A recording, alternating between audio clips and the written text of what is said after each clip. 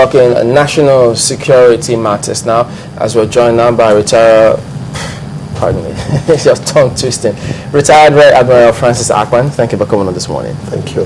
Well, looking at this, because you know when we had this service change, there will always be expectations from people in terms of, okay, let's see, they have to come forward with new strategy and how to attack and restore confidence to Nigerians about all the challenge we seem to be having in the country at the moment. But it looks as though those expectations, as much as they've been expected from Nigerians, but the way they're already coming in, the questions, maybe to help gain that confidence, lots of people are raising an eyebrow about it, especially when they give us a little history of some of those who made this kind of comment and the kind of response that came there. So let me show you, let's play the kind of comments we're talking about. Let's listen to this. The security situation in the Northeast must be brought to a complete stop before April 2014.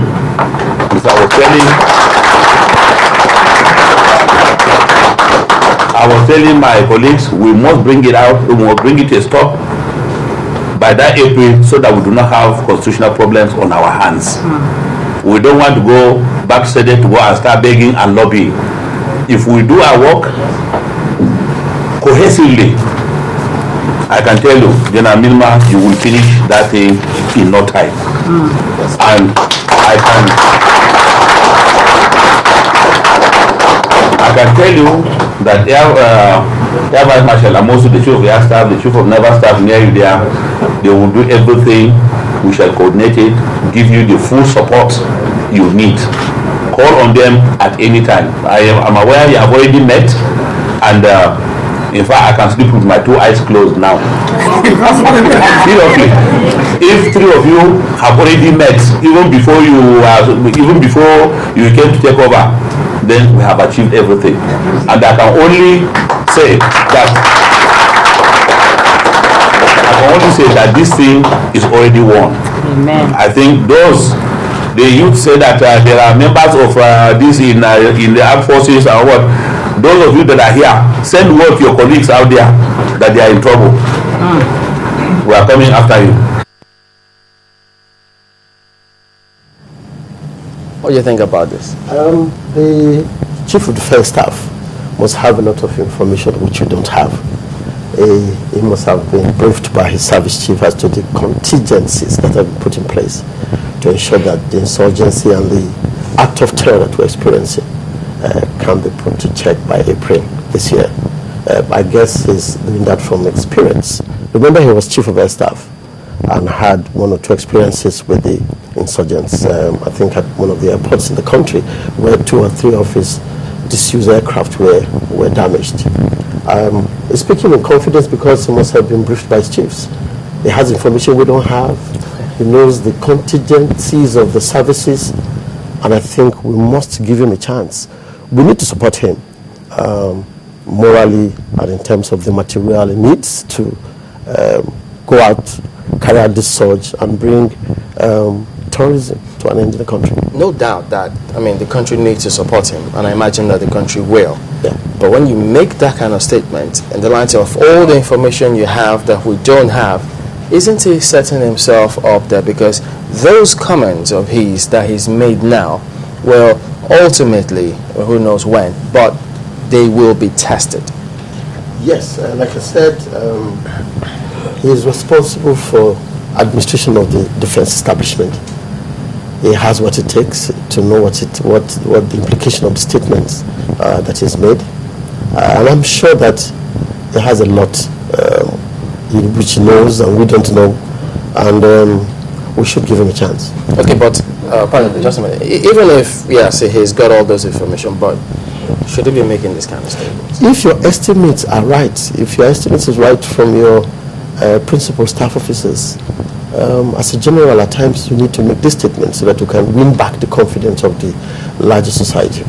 Well, the question will also be the nature of terrorism. We've been told that, the way terrorism works is that the price we have to pay for freedom in spite of terrorism is eternal vigilance, that we cannot really go to sleep at any point in time, and that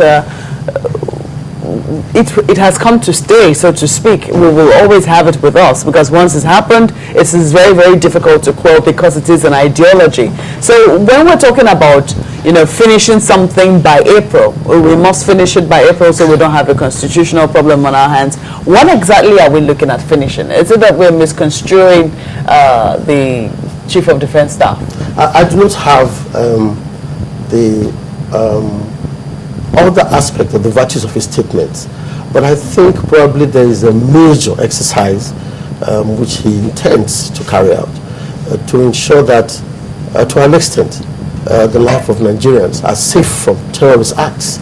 Terrorism is a battle, a contest that is long drawn in nature. I'm sure probably the Nigerian military must have contained the terrorists or the insurgents to an extent that in the next 4 months, probably we should be able to sleep with both eyes closed. That does not mean that the cells, the various cells that must have been created from the main Boko Haram terrorist cells will not exist.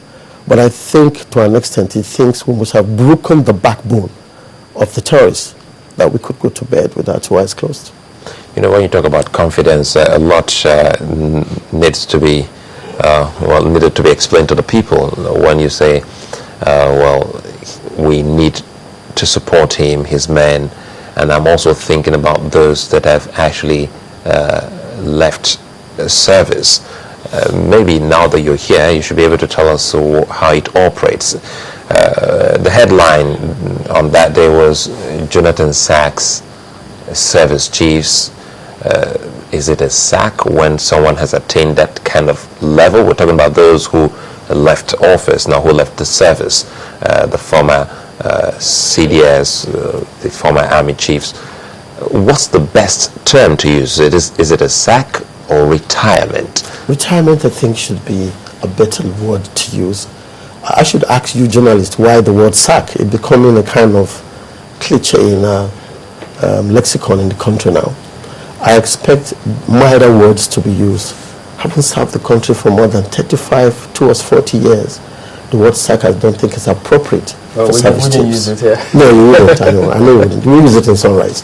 But I think it's just to ensure that papers are bought and production profits are made for newspaper houses.